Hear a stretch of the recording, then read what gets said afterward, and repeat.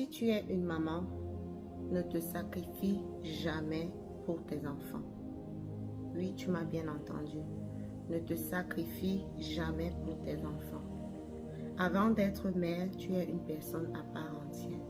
Et si tu as remarqué, la plupart du temps, les femmes qui se disent qu'elles se sacrifient pour leurs enfants, les femmes qui prennent des décisions dans l'optique de se sacrifier pour ses enfants, très souvent finissent leur vie frustrées et aigries. Pourquoi? Parce que l'enfant ne demande jamais que tu te sacrifies. D'ailleurs, l'enfant n'a même déjà jamais demandé à être.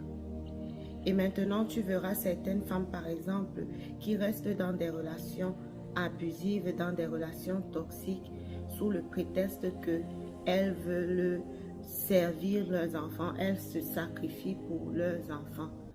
Le pire dans cela, c'est que, à un moment donné, ces femmes-là commencent à exiger une reconnaissance des enfants. Elles commencent à vouloir vivre leur vie, les choses qu'elles ont manquées au travers de leurs enfants. Et elles commencent à être un boulet pour ces enfants-là. Parce qu'elles ne leur permettent pas d'être eux-mêmes. Elles ne leur permettent pas de vivre leur vie comme ils l'entendent. Simplement parce que, sous le prétexte qu'elle s'est sacrifiée pour eux, alors ils lui sont redevables.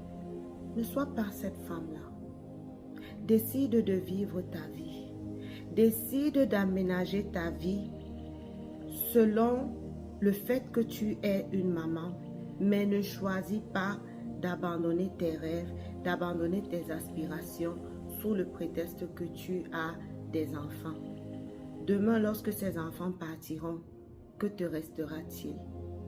Tu devras continuer de vivre. Que te restera-t-il? Pour moi, je trouve vraiment insensé que quelqu'un puisse dire qu'elle se sacrifie, qu'elle sacrifie sa vie pour ses enfants. C'est vrai qu'on peut faire le choix à une période donnée de sa vie de mettre un frein à ses activités personnelles, à des choses qu'on aimerait faire pour accorder du temps à ses enfants. Mais cela ne doit pas être l'objectif de toute une vie, parce que à un moment donné, ces enfants devront partir et vivre pour eux. Et il ne faut pas que tu deviennes un boulet dans leur vie, que tu commences à leur faire un chantage émotionnel, parce que selon toi, ils te doivent quelque chose. Sois présente pour tes enfants. Manifeste-leur de l'amour. Mais pense à toi. Pense à accomplir des projets. Pense à réaliser les rêves que tu avais depuis toute petite. Et tu verras que tu auras une vie bien plus épanouie. Ne sois pas cette femme-là qui va mettre la pression à ses enfants.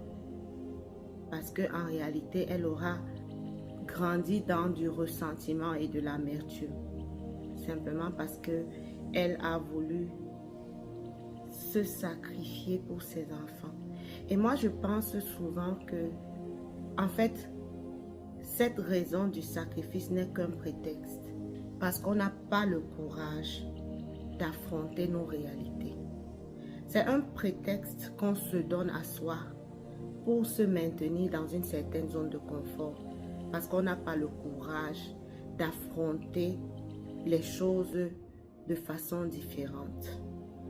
Mais pour cette année 2026, j'espère que tu auras le courage de sortir de ta zone de confort et de faire les choses qui s'imposent à toi, de faire les choses qui vont t'apporter le meilleur de l'année.